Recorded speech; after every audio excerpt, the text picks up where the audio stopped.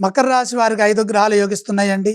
దశమంలో రవి, ఏకాదశంలో కుజబుధులు, సప్తమంలో గురువు, తృతీయంలో శని.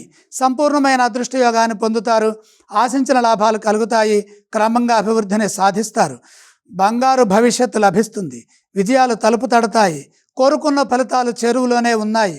కృషిని బట్టి కార్యసిద్ధి ఉంటుంది. కాబట్టి నిరంతర సాధనతో అభీష్ట సిద్ధిని పొందండి. ముఖ్యమైన కార్యక్రమాల్లో గందరగోళ స్థితి తొలగుతుంది. సంతృప్తికరమైన ఫలితాలను సాధిస్తారు. అదేవిధంగా ఉద్యోగంలో మేలైన ఫలితాలు సాధించడానికి ఇది యోగ్యమైన కాలం. పదోన్నతులు ఉంటాయి. స్థిరమైన నిర్ణయాలు తీసుకోవడం ద్వారా బంగారు భవిష్యత్తు లభిస్తుంది. గతంలో ఆగిన పనులు ఇప్పుడు పూర్తవుతాయి. న్యాయపరమైన అభివృద్ధి గోచరిస్తోంది. ఫలితాలు మీకు అనుకూలంగా ఉంటాయి. కొన్ని ఊహించని పరిణామాలు కూడా చోటు చేసుకుంటాయి. వ్యాపారంలో బ్రహ్మాండమైన అభివృద్ధి గోచరిస్తోంది. లాభాలు పరిపూర్ణంగా ఉంటాయి. తెలివిగా ఆలోచించి నిర్ణయాలు తీసుకోవడం ద్వారా ఆశించిన ఫలితాలు కలుగుతాయి. కుటుంబ సభ్యులతో కలిసి ఆనందించే అంశాలున్నాయి.